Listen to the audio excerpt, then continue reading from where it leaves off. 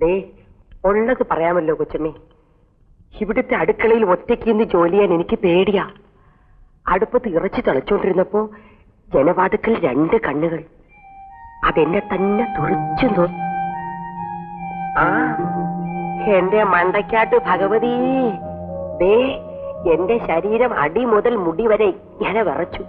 പരദൈവങ്ങളൊക്കെ മനസ്സിൽ ധ്യാനിച്ചുകൊണ്ട് വരുന്നത് വരട്ടെ എന്ന ധൈര്യത്തോടെ ടോർച്ചെടുത്ത് ഞാൻ ആ കണ്ണുകളിലേക്ക് തെളിച്ചു. നോക്കിയപ്പോ ആരാ? നമ്മുടെ കാടൻ പൂച്ച. എന്നാലും ഈ ശങ്കരിക്ക് പേടിയാ. പൂച്ചയുടെ വേഷത്തിൽ നടക്കുന്ന ചില ഒടിയന്മാരുണ്ട്. അവരുടെ എങ്ങാനും മുമ്പ് ചെന്ന് പെട്ടാ എന്റെ മാനം പോവും. താനൊന്നും കഴിച്ചില്ലേ? അതെന്തോന്ന് ചോദ്യമാ കൊച്ചമ്മ. വീട്ടുകാര് കഴിച്ചു കഴിഞ്ഞാലല്ലേ വേലക്കാര് കഴിക്കൂ. ഞാൻ അങ്ങനെ ശീലിച്ചിട്ടുള്ളൂ.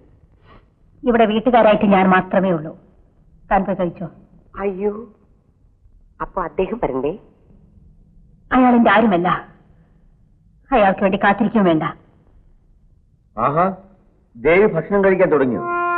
എന്നെയും കാത്തിരിക്കായിരിക്കും എന്ന് വിചാരിച്ച് ഓടിപ്പടഞ്ഞു വരികയായിരുന്നു. ഏതായാലും കഴിച്ചോളെ. ശങ്കരൻകുട്ടി. ശങ്കരി. ആ ശങ്കരി. വിളമ്പിക്കോ. മതിയാക്കിയോ?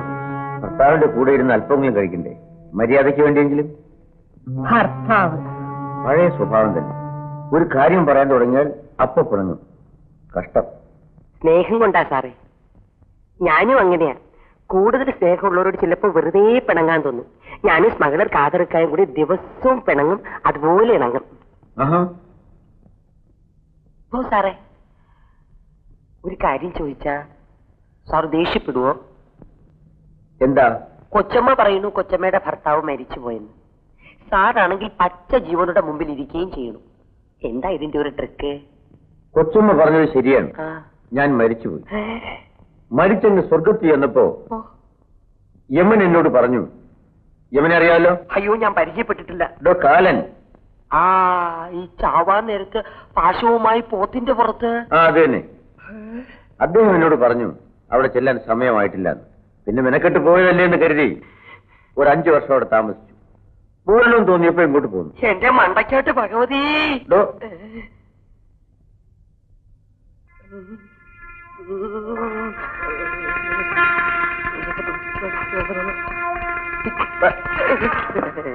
അയ്യോ എന്റെ അമ്മേ.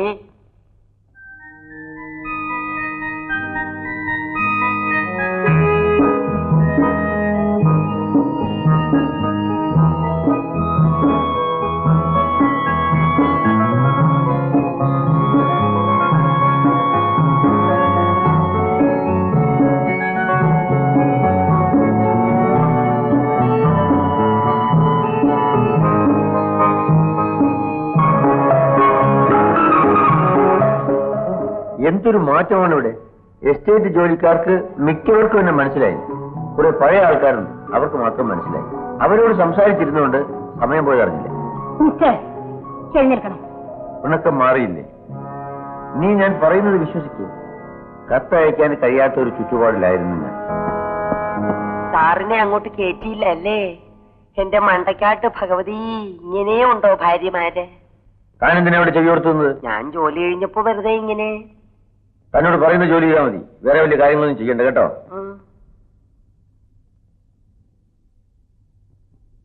അല്ലേ, ഈ പാതിരായ്ക്ക് ഇങ്ങനെ എങ്ങോട്ടാ ഇറങ്ങിപ്പോണത്? എന്റെ മണ്ടയ്ക്കാട്ട് ഭഗവതി, എനിക്കൊന്നും മനസ്സിലാകുന്നില്ല.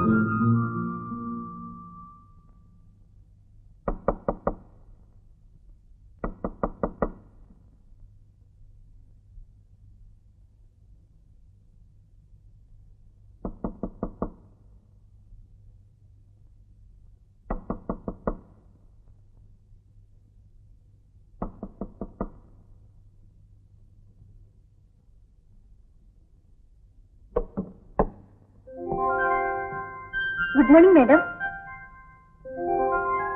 നീ ആരാണ്? ബിന്ദു. ഇന്നു മുതൽ രാജൻ സാറിന്റെ പ്രൈവറ്റ് സെക്രട്ടറിയായിട്ട് എന്നെ നിയമിച്ചിരിക്കുകയാണ്. എന്തിനോടെ കയറി വന്നോ? സാറ് പറഞ്ഞിട്ട് മാഡത്തിന്റെ കാര്യങ്ങൾ പ്രത്യേകം നോക്കണമെന്നാ അദ്ദേഹം പറഞ്ഞിരിക്കുന്നത്. കാപ്പി കുടിക്കൂ. കൊണ്ടുപോകേണ്ട മുൻപിൽ നിന്ന് എനിക്ക് ആരുടെയും സഹായം ആവശ്യമില്ല.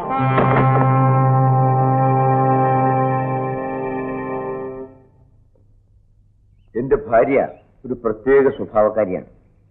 കാരണമില്ലാതെ വഴക്കുകൂടും, ചിലപ്പോൾ കരയും.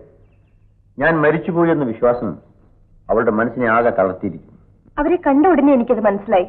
എന്നോട് വളരെ റഫായിട്ടാണ് അവർ പറയുന്നത്.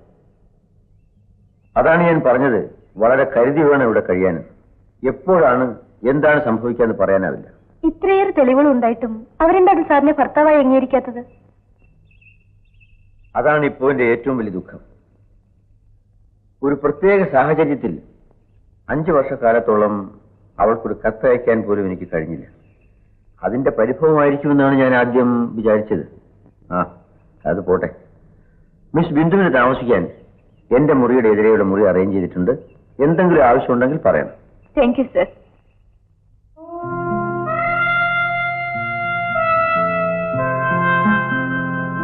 ബിന്ദു പറ്റോളൂ. Just a minute.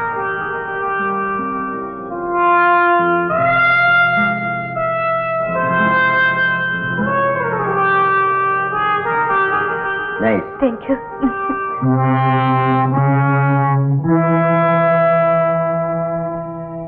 ഇങ്ങനെ ഒരു കേസ് എന്റെ അനുഭവത്തിൽ ആദ്യമായിട്ടാണ് ഉണ്ടാകുന്നത്. മരിച്ചുപോയാൽ തിരിച്ചു വരിക, ഭർത്താവാണെന്ന് അവകാശപ്പെടുക, ഭാര്യ നിഷേധിക്കുക. അവരുടെ ഭർത്താവ് മരിച്ചുപോയി എന്നാണ് ഞങ്ങളൊക്കെ കേട്ടിട്ടുള്ളത്. മലയിൽ വെച്ച് ഒരു കാർ ആക്സിഡന്റ്. അങ്ങനെ ഒരു സംഭവമേ ഉണ്ടായിട്ടില്ലെന്ന് അയാൾ പറയുന്നത്. കുറെ സാക്ഷികളെങ്കിലും കിട്ടിയിരുന്നെങ്കിൽ സഹായമായിരുന്നു. അതുമില്ല. ജനവാസം കുറഞ്ഞ സ്ഥലമല്ലേ, പോലീസ് എന്ന് കേട്ടതിനെ ആളുകൾക്ക് പേടിയാ.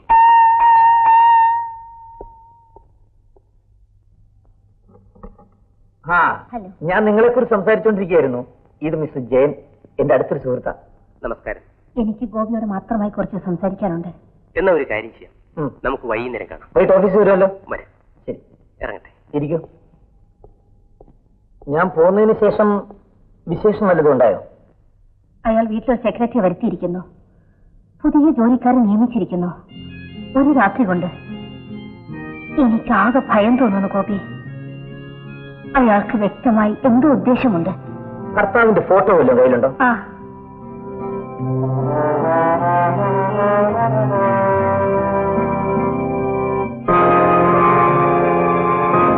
ഇതും അയാളും തമ്മിൽ വലിയ സാദൃശ്യമുണ്ടല്ലോ.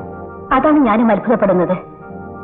പക്ഷേ എന്റെ ഭർത്താവിന്റെ കരിഞ്ഞ് ചാമ്പലായി പോയ ശരീരം ഞാൻ കണ്ടിട്ടുണ്ട്. ഏതായാലും ദേവി വീട്ടിൽ പോയിക്കൊള്ളൂ. വേണ്ട, മുഴുവനും പറഞ്ഞിട്ട് പോയാൽ മതി. ഒരു കള്ളം സത്യമാക്കാൻ വേണ്ടി ചിലർക്ക് 1000 കള്ളങ്ങൾ പറയേണ്ടി വരും. അത് നിങ്ങളെ തന്നെ ഉദ്ദേശിച്ചായിരിക്കും പറഞ്ഞത്. എനിക്കതിന്റെ ആവശ്യമില്ലല്ലോ ഗോപിനാഥ്. വരൂ ദേവി. ഇല്ല, ഞാനാണ് പറയുന്നത് വരാൻ. നിനക്ക് നല്ല സുഖമില്ല.